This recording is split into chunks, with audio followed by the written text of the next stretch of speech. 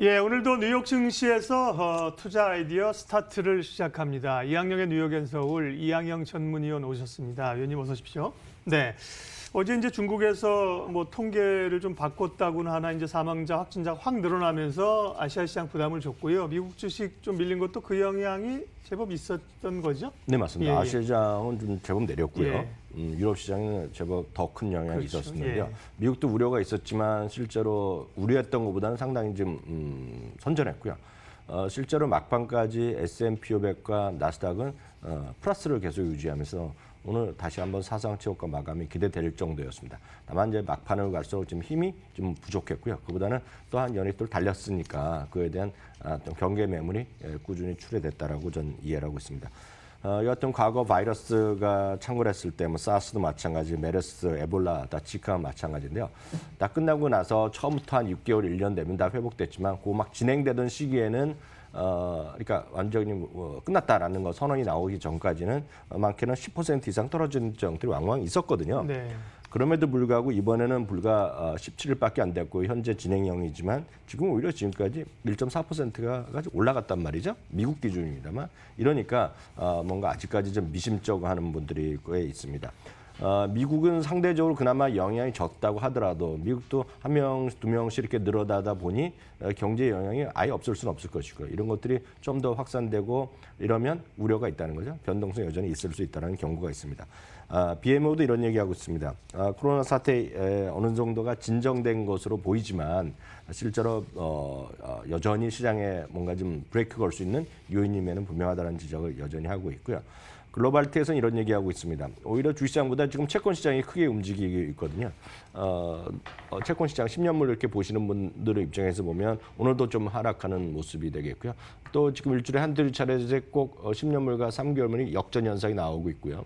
그럴 때마다 또 다시 리세션에 대한 목소리가 또 여기저기 나오고 있는 그런 불안감이 있기 때문에 오히려 지금 주시장보다는 오히려 채권 시장이 변동성이 커져 있다. 채권만 보는 분들은 분명히 그렇게 보실 수 있습니다.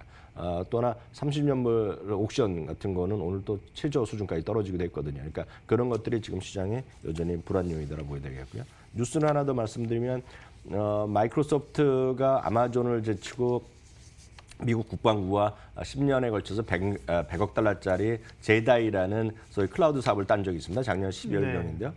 그 이슈가 많이 됐었는데 제프 베조스가 가만히 있지 않았죠. 그래서 이거를 이제 소송하나 보죠. 예, 소송을 이제 진행하면서 이제 소송만 하면 되는데 거기다 또 백악관의 개입 이야기하면서 그쪽 주장입니다.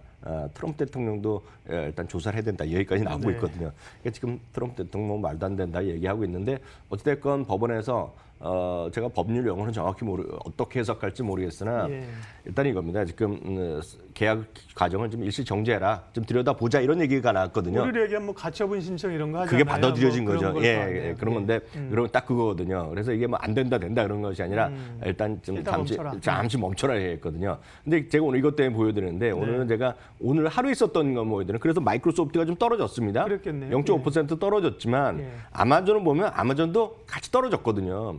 그게 뭐냐면 오늘 전체적인 시장에 가서 같이 움직인 거지 마이크로소프트가 이것 때문에 툭 떨어진 거 그건 아니다 하기 위해서 오늘 그냥 같은 일봉 오늘 하루짜리를 보여드렸어요. 하루짜리. 그래서 그런 발표 시점이 미국 시간 오후 한두 시에 나왔거든요. 근데 그런 것들이 오늘 같이 영향을 미쳤기 때문에 뭐 이것 때문에 마이크로소프트의 악영향 이 정도는 아니라고 보고 있고요. 또 하나 이제 큰 뉴스가 테슬라가 있었습니다. 20억 달러의 증자를 발표했는데요. 예. 장시 시작 전에는 이게 뭐 4, 5% 오히려 떨어지기도 했었는데 오히려 지금 시작하고 나서 웬걸 또 올라갔습니다. 오늘요. 또 4, 5% 올라갔는데 이게 상당히 경영학이나 이렇게 투자론 이런 거에서 본질적으로 다니는 분은 이게 약간 이해가 안 됩니다. 왜냐하면 어찌됐건 우리도 유상 증자한다는 게 악재거든요. 주가가 희석되는 거죠. 맞습니다. 희석되는 게 분명히 맞는데요. 이게 이제 이거에 대해서 약간 다른 소리를 하는 거죠. 뭐냐면 워낙 긍정적으로 보는 사람 입장에서 보면 모든 것이 예뻐 보이는 거 아닙니까? 그래서 그런 쪽에서 해석하시면 되겠는데요.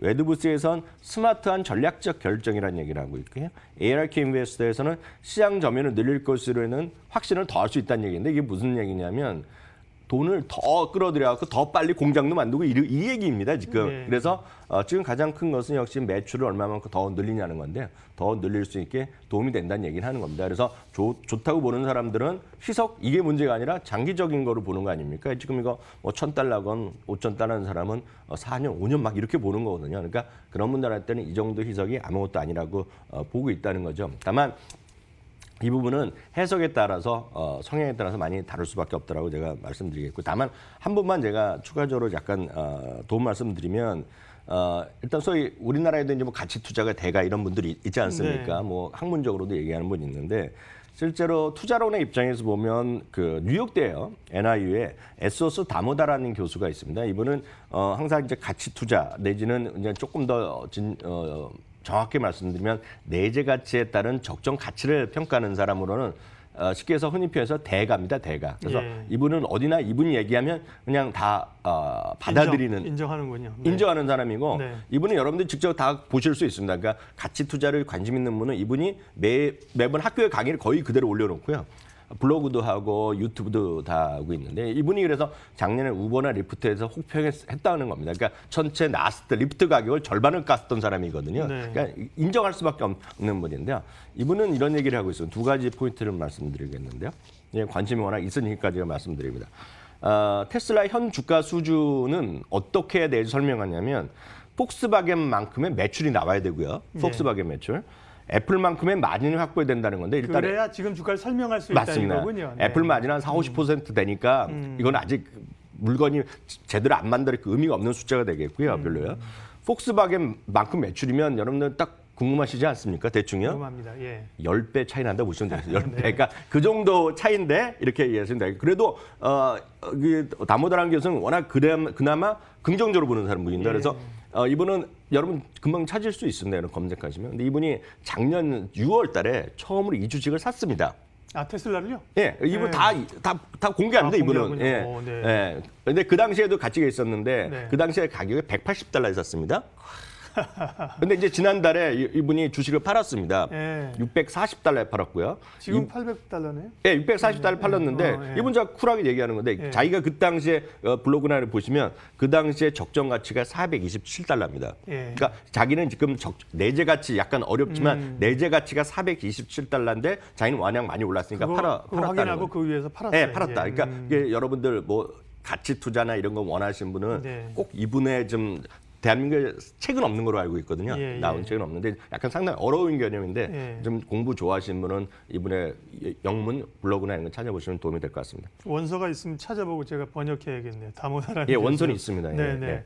테슬라. 예. 기업 입장에서는 물 들어왔을 때 노지 얻는 거죠. 주가 한참 오를 때 이제 증자해야 자금을 좀 확보하는 거니까. 맞습니다. 기업 입장에서는요. 예. 테슬라 얘기도 했고요. 기업 실적 발표되는 것도 좀 알려주세요. 네, 맞습니다. 오늘도 실적의 전이라든가 네. 장전이라든가 장마감에 계속해서 발표됐는데요. 시스코는 기대 이하의 실적을 발표하면서 오늘 좀 제법 좀 많이 떨어졌고요. 펩시코지만 뭐 정식 이름은 펩시코인데 우리는 그냥 펩시라고 얘기하죠. 펩시랑 어플라이드 머티리얼스 같은 건 실적이 좋게 나면서 펩시가 다시 사상 최고가를 기록했습니다.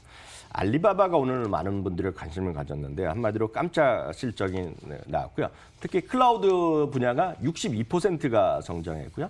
사용자 수 그림을 하나 보여드리면 모든 것이 설명이 끝납니다. 알리바바가요.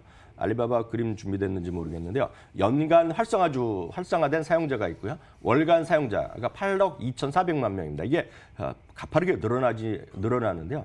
한 달에 한 번 알리바바에 들어가서 물건을 사는 사람이 8억 2천만 명이라는 겁니다. 쉽게 얘기해서. 네. 이거 엄청난 것인데요. 문제는 오늘 주가 좀 떨어졌죠. 1%, 2% 가까이 떨어졌는데 이건 다분히 코로나 바이러스, 예. 코로나19의 그런 우려 때문에 좀 떨어졌다고 보셔야 되겠고요. 실제로 큰 틀에서의 흐름 보셔야 돼요. 아까 참 하나 빼먹었고 테슬라 얘기 하나만 더 예. 해드리면 그럼에도 불구하고 좋다 나쁘다 하지만 오늘 또 일론 머스크를 비판하는 사람 또 비판하는 거가 하나 여지가 있었습니다. 예. 왜냐하면 2주 전에 일론 머스크 테슬라가 실적 발표하고 컨퍼런스 콜을 했거든요. 네. 거기에 질문이 나왔었습니다. 그 아내로서 한 명이 증시하지 않겠느냐. 아, 근데 그때 확실하게 얘기 안 확실하게 했군요. 안 한 정도가 아니라 네. 안 한다고 그랬거든요. 우리는 그래 안 한다고 하고 할 수 없는데 공시 규정상 어쨌든 간에 예, 그렇군요. 그런 데서 이제 비판을 받는 거죠. 예. 예, 그렇게 그 정도 한 추가 말씀드릴 수 있겠네요. 네. 특징주 크로스도 시간은 없지만 짧게 말씀해 주십시오. 네, 뉴욕 앤 서울에서 하나 말씀드리겠는데요. 이거죠. 그 요즘 보면 테슬라를 포함해서 관련된 것들이 올라가고 있는데 네. 어찌됐건 여러분들이 테슬라를 싫어하시더라도 전기차라든가 자율주행차에 대한 그런 것들이 세상을 앞으로 많이 흘러갈 건 아시잖아요. 네. ETF를 하나 소개해드리겠는데요. ETF도 이름도 쉽습니다. 드라이브의 드라이브라고 DRIV입니다. 그래서 이게 자율주행이라든가 전기차 관련 ETF로 다 있고요. 여기에는 테슬라가 엄청 많은 것이 아닙니다. 네. 그러니까 삼성전자도 들어있고 다 들어가 있습니다. 그런 관련된 기업 그런 투자라고 인공지능 하는 데 다 들어가 있는데요. 이것은 DRIV인데요. 여기에 우리나라 주식도 역시 삼성전자 들어가 있고 역시 삼성 SDI가 들어가 있습니다.